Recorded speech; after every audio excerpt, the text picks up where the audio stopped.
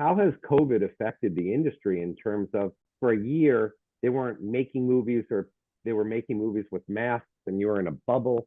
What did that do to filter down from the box office to the platform to the actual people working in the industry, in the editing and behind the scenes industry? That's a good question, Jason. You hear any behind the scenes stories? Well, I mean, other than everybody says Tom Cruise saved the movie industry. He's got two in 4 months that have been like the biggest box office draws of the year easily.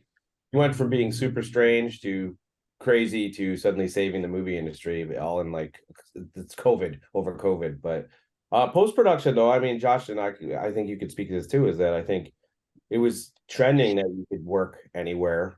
And, during COVID, we were interviewing colorists and stuff that were doing stuff with iPads with directors in a car that, now there's applications that, like Resolve, that work on iPads, and, all that stuff was trending that way. I just think it hit the fast forward on it. I think people now want more human interaction, and not over like this, but when it comes to work, to talk about things and screen things, like Josh saying, the reactions of movies and things like that, even when you're screening stuff with people, I think you get a different reaction right away and know more than if you're just talking about it after the fact on Zoom, or whatever but definitely post changed. Go ahead, Josh. I don't know. I think that I remember that color correction panel very vividly, and these are people in LA saying like, we'll never. Now that we've sort of like the forcing mechanism of having to get like a color calibrated iPad to stream a cut to do evaluations and do the rounds of notes is possible, and not only possible but easy to do, and it doesn't have any negative effect on that final product. They'd still go in to do a certain number of rounds or a certain amount of work together.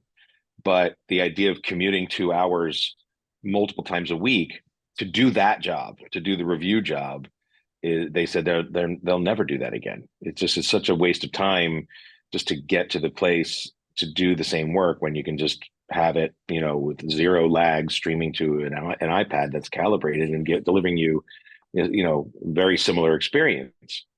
Which I also say, like, with Jason, even after we were back in person, your logic was like, dude, I'm going to lose 2 hours of work time coming in, and I can get more done working at home. And I guess this isn't true of everybody. There's a lot of people who would just watch a lot more TV and not work if they were working from home.